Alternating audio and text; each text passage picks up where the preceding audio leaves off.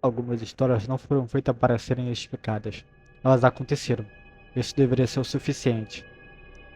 Você está ouvindo Sussurro da Meia-Noite. Apague as luzes, coloque os fones e decida por conta própria se isso foi apenas coincidência ou algo que nunca deveria ser lembrado. A voz na floresta. A vila onde eu cresci tinha no máximo 50 pessoas. Era um daqueles lugares onde todo mundo se conhece pelo nome, onde as crianças brigam juntas porque não há nada para fazer.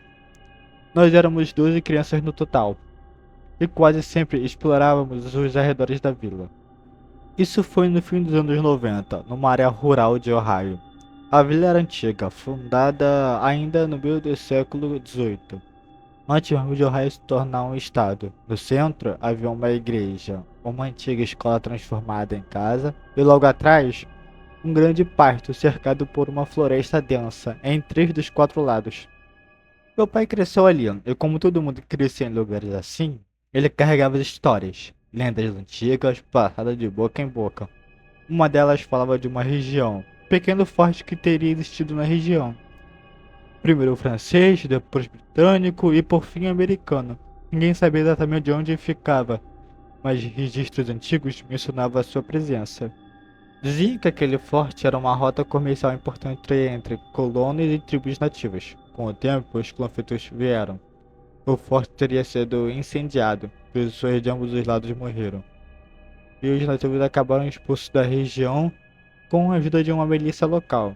Meu pai sempre dizia que aquela terra não era boa, que algo ali tinha ficado errado. Ficávamos na floresta, todos nós aprendemos 2 regras desde cedo. A primeira: se a floresta ficar em silêncio, você fica em silêncio e vai embora imediatamente. A segunda: se ouvir seu nome sendo chamado na floresta, não responda, vá para casa, não olhe para trás, finja que nunca ouviu nada. No fim dos anos 90, eu tinha cerca de 10 anos quando decidi que queria acampar na floresta.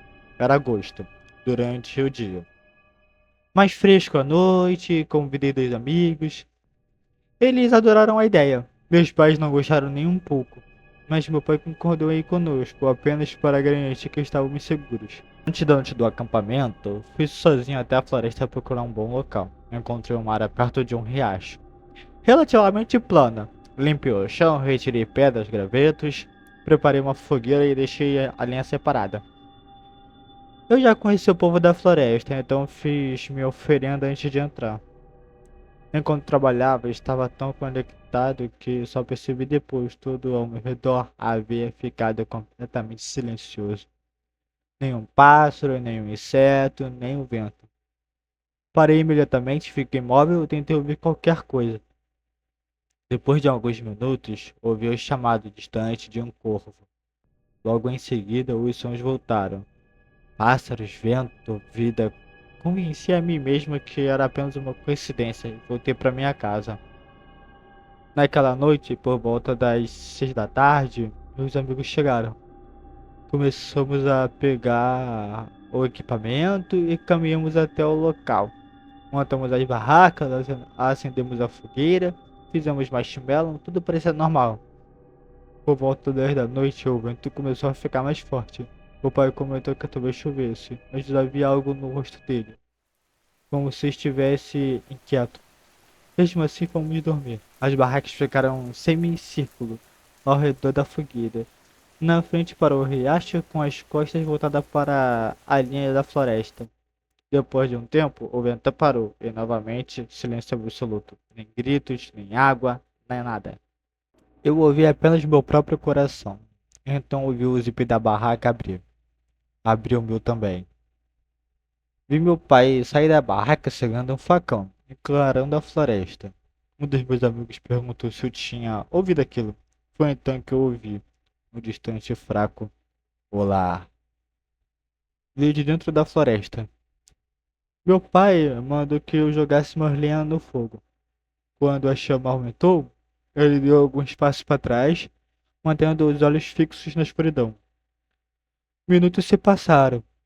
Nada apareceu. Horas se passaram.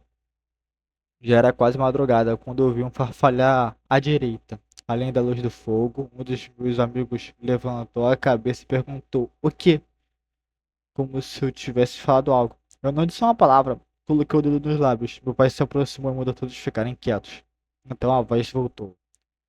"Vem aqui." Era fraca, feminina, errada. Nós três ficamos parados, olhando para a floresta. Logo depois, ouvimos algo se afastando. Não parecia pesado, era leve, como algo trotando para longe, de volta para as árvores. Antes do amanhecer, os sons da floresta retornaram. Assim que o sol nasceu, desmontamos tudo e fomos embora, sem dizer uma palavra. Quando chegamos em casa, meu pai finalmente falou. Disse que aquilo nunca aconteceu e que seria melhor não contarmos com ninguém. Até hoje, não sei se o que nos chamou naquela noite. E talvez seja exatamente isso que nos salvou. Segundo o relato, acho que uma entidade maligna me visitou. Isso aconteceu em janeiro de 2025. Naquela noite, minha mãe e eu estávamos na sala assistindo uma novela, que acabou nos prendendo, mais do que esperávamos. Quando percebemos, já passava da meia-noite. Ficamos ali até cerca de 1h30 da manhã, antes de decidir ir dormir. Fui para o meu quarto. Minha filha pequena e meu cachorro Sam já estava na cama, encostado na parede, dormindo. Tentei fazer o mínimo de barulho possível. Enquanto eu procurava meu cobertor, me deitei ao lado deles e fechei parcialmente os olhos. Foi quando eu vi a porta do quarto se abrir. Reconheci imediatamente a voz da minha irmã, me chamando de forma desesperada, como se algo estivesse acontecendo com a minha mãe. Antes que eu pudesse reagir, senti um puxão forte no meu braço esquerdo, tão intenso que quase me fez sentar na cama. Abri os olhos de uma vez. Eu ainda estava naquela posição semi-sentada, com a sensação clara de algo segurando meu braço esse segundo antes. Sam começou a rosnar, encarando a porta, mas o quarto estava vazio. Fiquei imóvel. Sam continuou inquieto, como se estivesse vendo algo que eu não podia ver. Demorei quase meia hora para conseguir dormir novamente. No dia seguinte, não contei nada da minha mãe. Naquela mesma noite, repetimos a rotina. Ficamos acordados até tarde, assistindo novelas e fomos dormir por volta das 2 da manhã. Dessa vez, fui para o meu quarto com Sam. Minha filha dormia no quarto dela. Me cobri e fiquei de bruços. Olhei para Sam, que dormia perto da cabeceira da cama, e fechei os olhos. Não passaram em 10 segundos. A porta do quarto se abriu novamente. Agora era a voz da minha mãe, chamando desesperadamente o nome da minha irmã. A voz se aproximou e então mudou. Ela se distorceu, ficou estranha e irreconhecível. Algo puxou no meu braço e em seguida agarrou o meu pé, levantando. Meu corpo inteiro congelou, o coração disparou e eu não conseguia me mover. Atrás de mim, Sam começou a rosnar com força. O quarto estava vazio, mesmo assim eu sentia o lençol sendo levantado. Quando consegui reagir, senti um frio intenso no pé. O lençol estava agora na metade da minha panturrilha. Sam continuava rosnando. Eu estava apavorada. No dia seguinte, a mãe me contou que teve pesadelos horríveis nas 2 noites.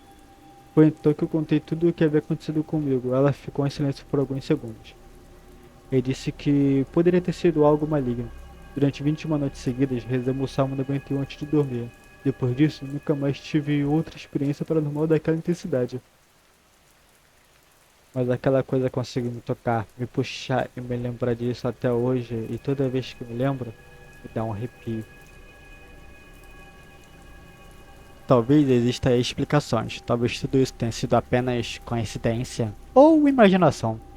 Mas se esses relatos te causam desconforto, talvez seja porque alguma coisa não querem ser explicadas, mas só querem ser lembradas.